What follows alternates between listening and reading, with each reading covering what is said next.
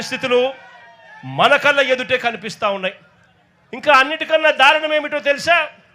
ఈ జూవలదిన్న ప్రాజెక్టులో ఇక్కడ డిఫెన్స్ సాగర్ డిఫెన్స్ అంటే ఒక ప్రైవేట్ డిఫెన్స్ కంపెనీకి చంద్రబాబు నాయుడు గారు ఇక్కడ భూములు కేటాయిస్తారు.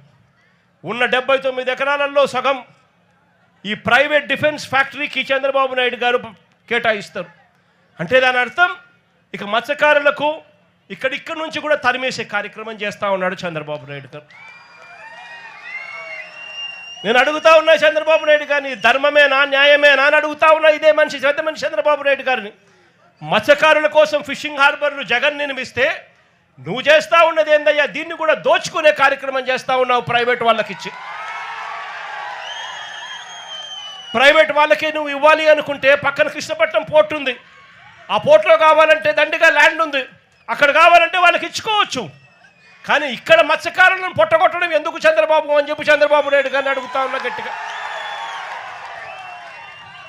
చంద్రబాబు నాయుడు గారిని గట్టిగా వార్నింగ్ కూడా ఇస్తా ఉన్నా. కళ్ళు మూసి తెరిచేసరికే మరో 3 ఏళ్ళు అయిపోతుంది.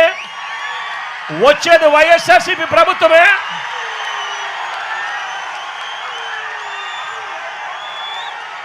ఈ ప్రైవేట్ డిఫెన్స్ కంపెనీని ఇక్కడి నుంచి షిఫ్ట్ చేస్తారని చెప్పి కూడా చెప్తా ఉన్నాం.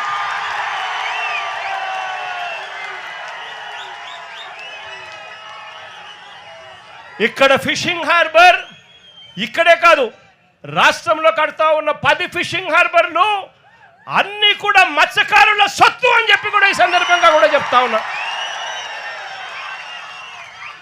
దీన్ని ఎవ్వరూ కూడా వాళ్ళ దగ్గర నుంచి తీసేయలేరు.